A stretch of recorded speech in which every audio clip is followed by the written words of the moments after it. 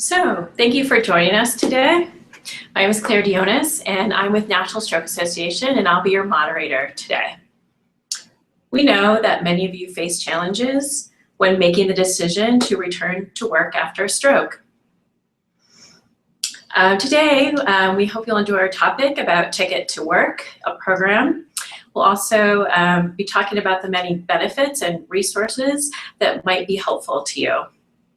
Joining me today is Jeff Woldanski from Allsup Employment, and he will help us understand more about the Ticket to Work program, employment networks, and general tips for getting back to work. So welcome, Jeff. Thanks, Claire. It's great to be here today.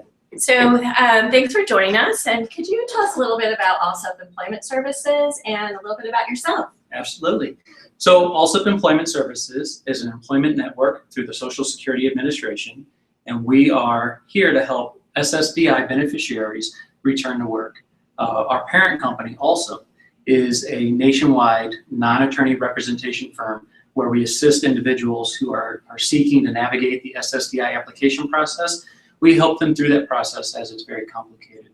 And so we bring years and years of history, 30 plus years of history working with individuals with disabilities, individuals that are stroke survivors. And now with the recent development of Allsup Employment Services, we're able to take a large portion of those people that use their benefits when they needed them because they couldn't work for a period of time, but now they've recovered, they've stabilized, they want to go back to work. We can help them learn where to start, learn what resources and incentives are available to them. Great. And then my role within Allsup Employment Services is to help connect SSDI beneficiaries with employers who are looking to expand and enhance their diversity.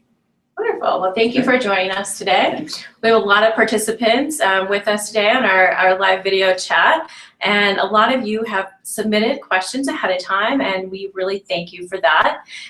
If you didn't submit a question, that's okay. You'll be able to do that through the chat box, and they'll feed the questions here to us, and we will ask those questions.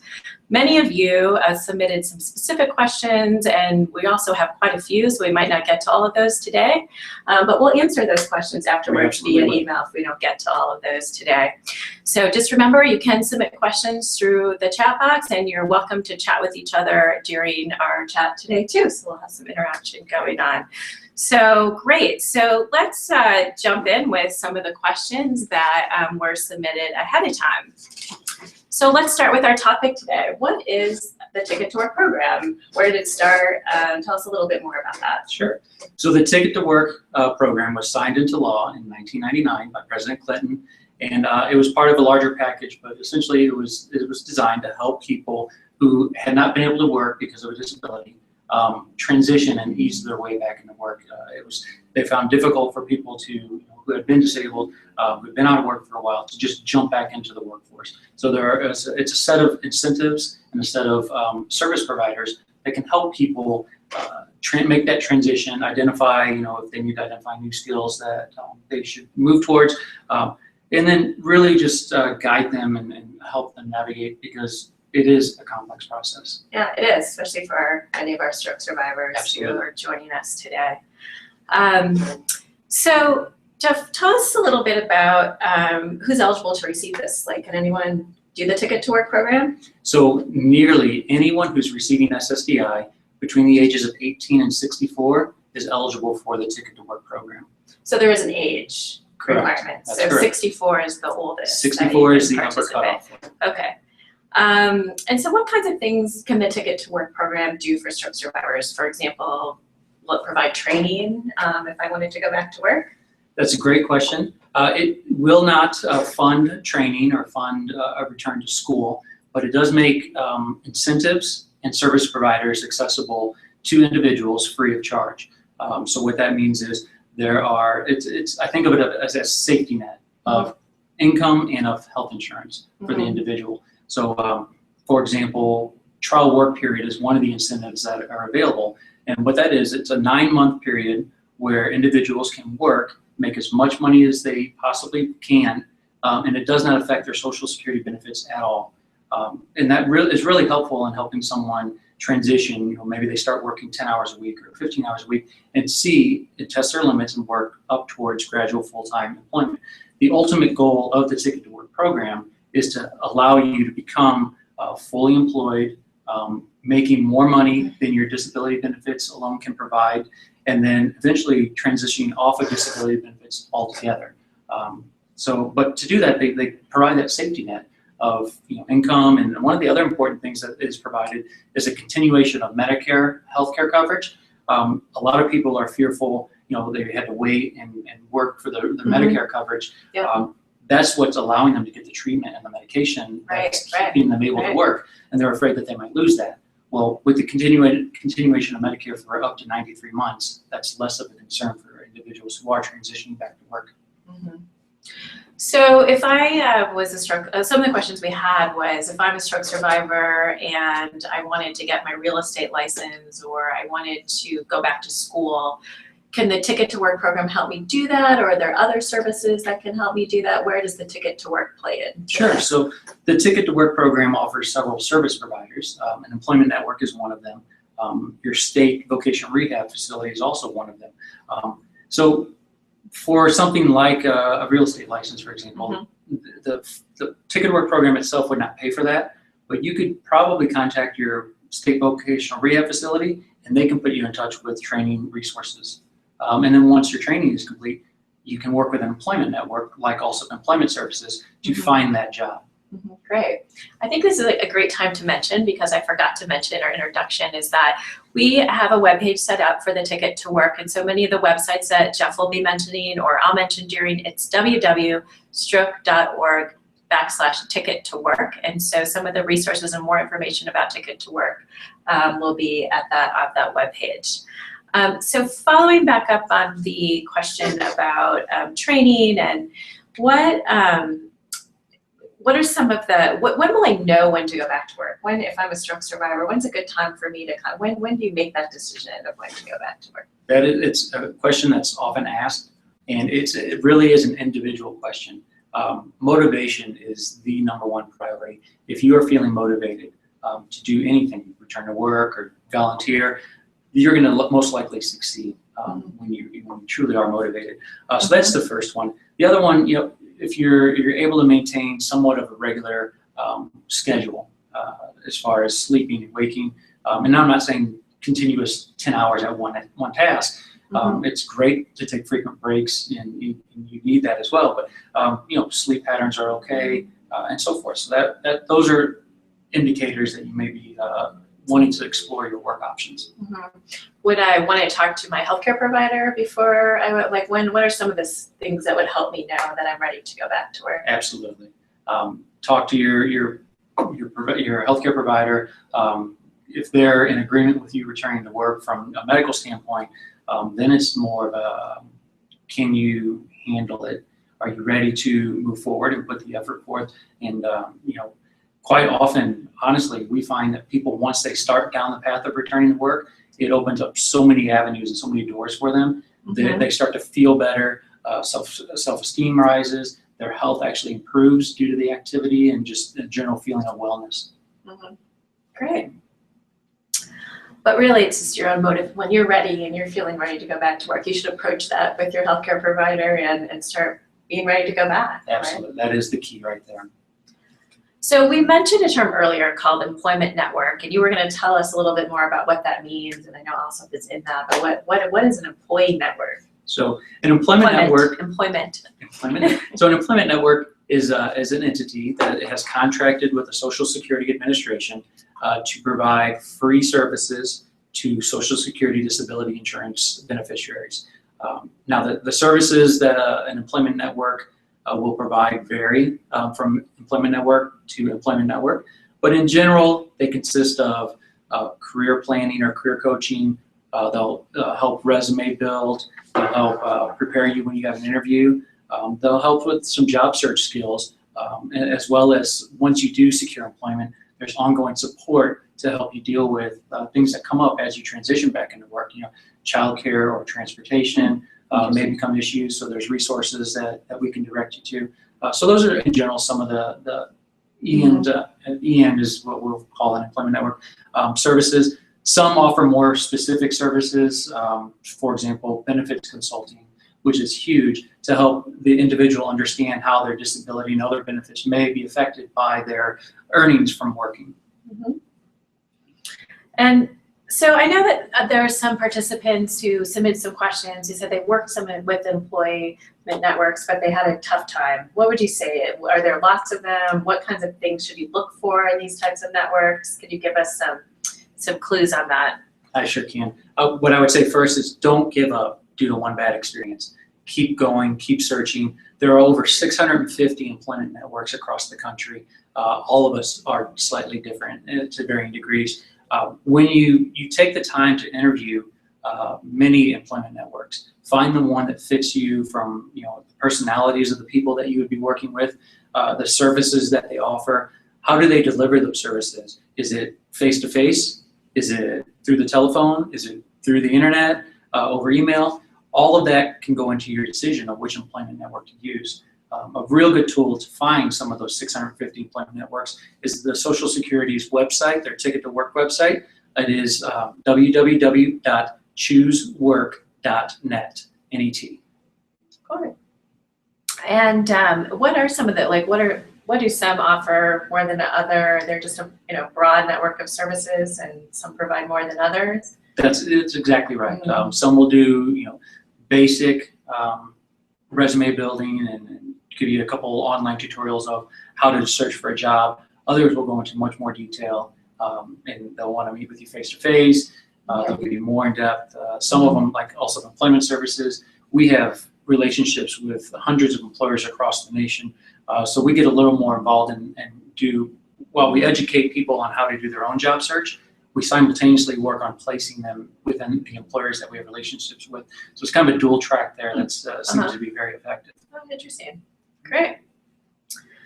So if you have any questions, just a reminder that you can put them out on the chat box there. We're going to continue with Jeff on some of the pre-submitted questions, but if you do have a question, go ahead and submit it to us. So let's switch gears for a minute and talk a little bit about the employer. What would motivate an employer to employ a stroke survivor? That is a great question, one that comes up often. Individuals with disabilities in general feel sometimes that the employer wouldn't want them, and more that is becoming so untrue. Okay. Employers, for several reasons, are actively seeking to hire individuals with disabilities. One, they've realized that it's an untapped market for their candidates, for their open positions. They are beginning to come around and realize there are supremely talented people that happen to have disabilities that can fill the open positions that they're seeking so desperately to fill. Another one is some recent regulation that was passed last year. It's Section 503 is what it's commonly known as, and it's for federal contractors. That's employers that have contracts with the government. They have a hiring goal to hire up to 7% of their workforce as individuals with disabilities. That 7% is not just 7% of their total. Okay. It's 7% of each job class that they have. So 7% of their marketing staff, 7% of their sales staff, 7% of their management staff. Yes. Really?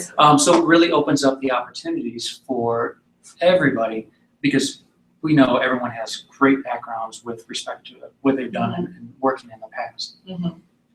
The other thing that's really become evident to employers is individuals with disabilities in their networks actually control $1 trillion in discretionary spending. Wow.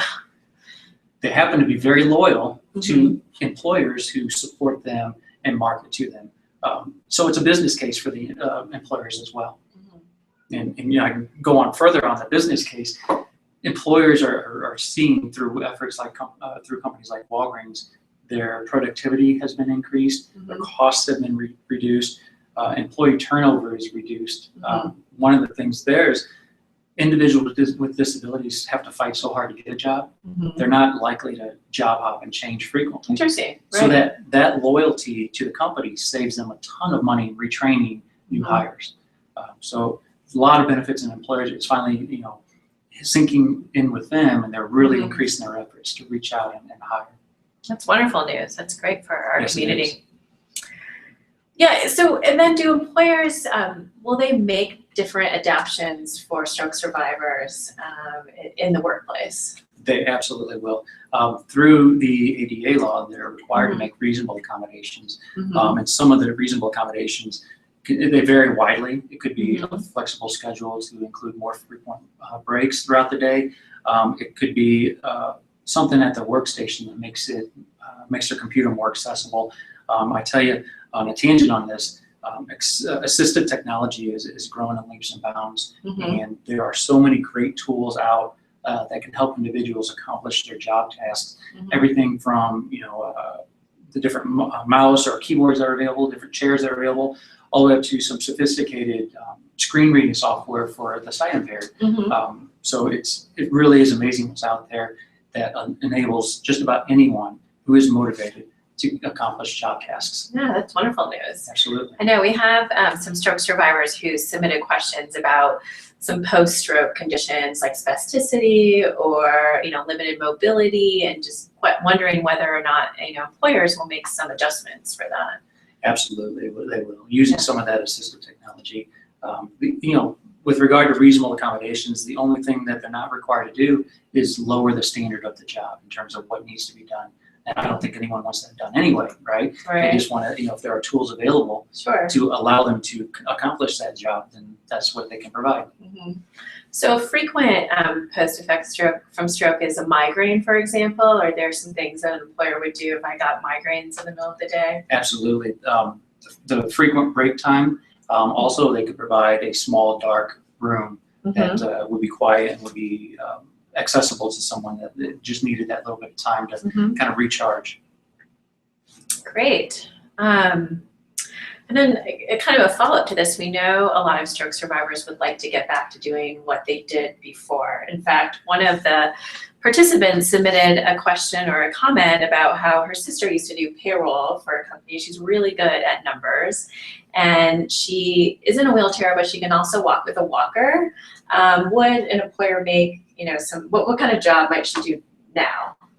Well, it sounds like she could actually return to something similar to what she did before. A lot of people are able to do that. Mhm.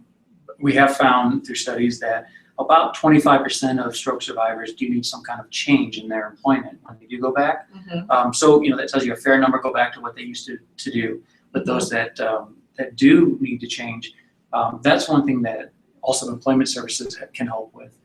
We talk about it in terms of vocational identity. We identify ourselves by what we've done in our career. I'm a teacher, I'm a salesperson, a computer technician. I do marketing. Exactly, you're marketing. But if for some reason we're no longer able to do that, it's really difficult for people to think outside that box, because in Sure. a lot of cases that's all they've done. Or they're passionate.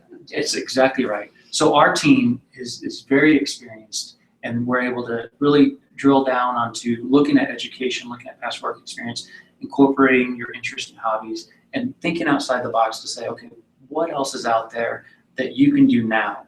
And even though it's not what you used to do, but it's something that you are interested in, that you are passionate about going forward from today. So can you give us some examples of how people have made that change? Absolutely. One example would be a cable TV technician. Okay. He can make a change, or she can make a change to an electronics tester. Okay. A salesperson can make a change to an inside sales position if they need to work from home instead of being traveling on the road. Truck driver, for example, that can be a pretty physical job, can make a transition into a shuttle driver at the airport or for rental car agencies. A little less physical, might be better suited for what they're able to do today. Okay. So there are adjustments that need to be made, but sometimes they're slight, like That's correct. same sort of job or skills, just maybe a little different, a different environment. Sometimes it's the same, but we do have an example of a woman that worked with us. She had been a teacher and she had been an administrative assistant for her career, was no longer able to do that from a physical standpoint. While she was waiting for her disability benefits to be approved, she found herself taking care of family members that were elderly. She discovered she loved it, absolutely loved it. And talking with us, we said, why don't you pursue that as a career? And that's what she's doing now. She's an elder caregiver. Oh, cool. So nothing to do with what she did in the past, but something she's definitely passionate about and loves to do today. Did she have to get some training for that? And She did. She went a little bit, but it was, again, there's different resources available to do that, and so it wasn't extensive on her part, Okay. but she was able to accomplish it. Good.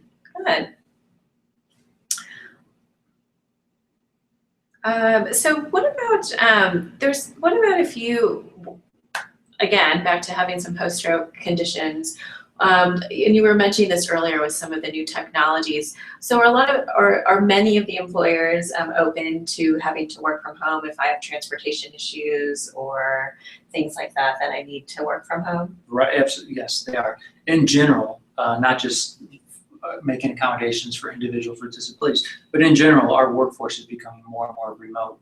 Fewer people are going into offices, so that is helping with a lot of people who have mobility issues or transportation issues. Okay. So I'm going to take a look here and see if any of you have submitted any questions for Jeff. And remember, you can do that through the chat. We have about 10 minutes left here if anyone has any specific questions.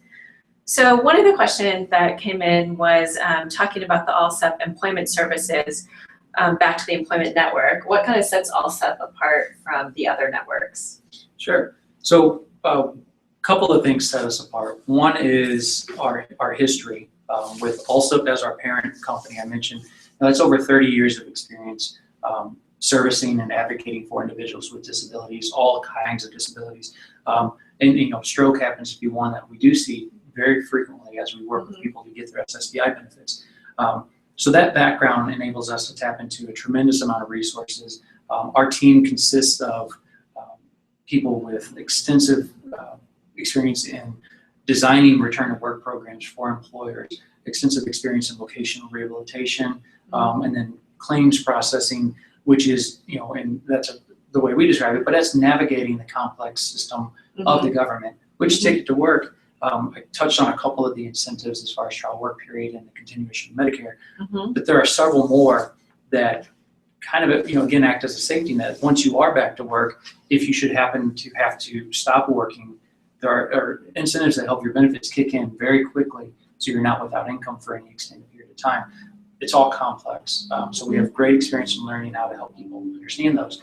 And then we also have HR-related individuals who are used to interviewing, recruiting, employing and training, onboarding individuals for employers. So we leverage that experience to get people ready when they do sit in front of their employer. This is what the employer may be looking for. Wonderful. Right. Good. So we have a couple more questions that came in. And so there's this kind of a two-part question. How would going back to work or, participating in the Ticket to Work program affect either my Social Security or retirement income? How might that affect that? And that's a great question. So when you go on to SSDI, in general, you're getting a low amount of income. I think for this year, the average monthly cash benefit is less than $1,200, which you think about it in terms of hourly pay, that's about a $7 an hour job. Wow. So it's difficult for people to make ends meet on that. So returning to work, it gives you the immediate benefit of increased income. I know also Employment Services, we won't place you in a job unless you're making more than you were on your disability benefits in total.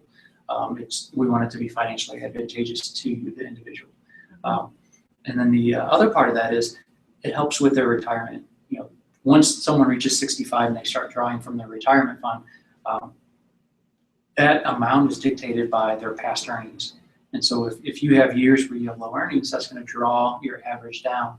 By working now and making more than your disability benefits, you're actually helping that average increase. So you have more to live on after you turn 65 as well. So I think I heard you say that if I participated in the Ticket to Work program, it wouldn't affect my benefits right away. There's a transition time. Is that right? That's exactly right. It will not be affected. Your benefits would not be affected right away. There is like a 9-month period, and even that 9-month period does not have to be consecutive. It can be spaced out over the course of 5 years. Again, it's all about allowing people to try what they are able to do, and if they're not penalized for it. Okay. And then once they get to that point where they're working full time, making above what the government calls SGA, substantial gainful activity, then their benefits, their SSDI benefits will cease, but they have the safety net. So for 3 years after that point of benefits ceasing, they have the ability in the months that let's say they have an illness or a relapse, they can't go to work for 2 out of the 4 weeks in the month and their income drops. Right. Well, for that month, their benefits are reinstated. Okay. So they do have that SSDI benefit amount as a safety net to fall back on. Wonderful. So that's a nice way to transition back in. You don't have to, and if it doesn't work, if you start with an employer and you can't make it through the day, there are some ways to start and stop again too. Correct, if you weren't quite ready, you could try it. That's right. And even if you start with one employer and it doesn't seem to be working out, don't give up, because there are other alternatives and better fit. There could be a better fit for you somewhere else. Or you might not be ready yet. Absolutely. You can try it again. And again, you're not penalized for that. That's wonderful. So speaking of the program, I know that we've heard all about the many benefits and the resources where we can go find more information. So if I left this web chat today, what would be the first thing that I would do to want to get involved in this program? So you would want to investigate some employment networks.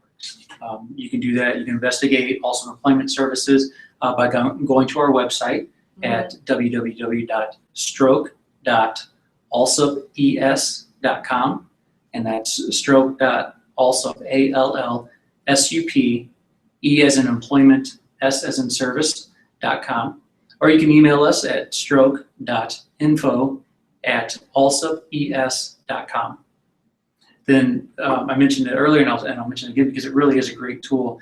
The government has their own Ticket to Work website that has a lot of information on how the program works and how the benefits work. It also has a great search tool to find providers. And that website again is www.choosework.net, N-E-T. Great. And so what would I need to prepare if I went out to this website? I know sometimes they ask for a lot of information. I need a doctor's signature. I might need this. What do you need to participate in this? You actually need very little. Very little. At least with Allsup Employment Services, if you contact us, we'll have a conversation to help you understand further about the program, help you, give you enough information for you to decide if this program is right for you. And if you do decide that it's right, then we'll send you what we term our intake form, which is we want to know about you, Social Security number, because we have to file with the government to get your ticket assigned to us, but also your work history, your education history, what are your interests, some of your hobbies, and so forth, just to learn as much as we can about you. And then from there, we start with the process of how do we develop a resume for you? How do we teach you how to search for a job? How do we learn enough about you to where we can place you possibly in a job? And it's a whole series of educational resources that help individuals learn how to find a job. And we cover things such as self-identification and how to explain gaps in employment and so forth. So really a lot of great tools for the individuals. So it's a phone call, a conversation, and then a form. And then a form via email. And form via email. And then when you talked about this preparing the resume, is this like on the phone, or is it face-to-face, or it can be either? Our services are delivered over the phone and over email. Okay. And also through some online learning modules. So video or PowerPoint slides. So for us, clients that have access to a computer, that seems to work best for them and for us as far as the fit of who can work with who. Okay. Sounds easy. It actually really is. So we have a couple more questions here. And again, remember, we're going to wrap things up here in a few minutes. But if you have a few more questions, you can type them into the chat. One of the questions is back to the post-stroke conditions. What about if I can't hear and I can't see? Are there some job opportunities for me there? We again, that's a very individual question, and we would have to learn a lot more about what the person's background and experience would be to learn where we could try to find employers and find positions that they could be placed in. Okay, so a little more specific. Very specific, but that's one thing that we do. We take that time to learn about that person and really do work to find not just any old job, but a great fit for that individual. Great. So I'm just checking in to see if there's any more questions here before we wrap things up today. Remember that we have a website that will list a lot of the resources that Jeff was mentioning at www.stroke.org/ticket-to-work. So it doesn't look like we have any more questions. So I want to thank you so much, Jeff, for joining us and Thanks for answering having us. all of our questions about Ticket to Work and getting back to work. I know this will be really helpful to our stroke survivors as well as the other participants on the call today. And I want to thank all of our participants for joining us today. This web chat will remain on the website. If you would like to watch it again, we will be posting it up. And thank you for joining us today.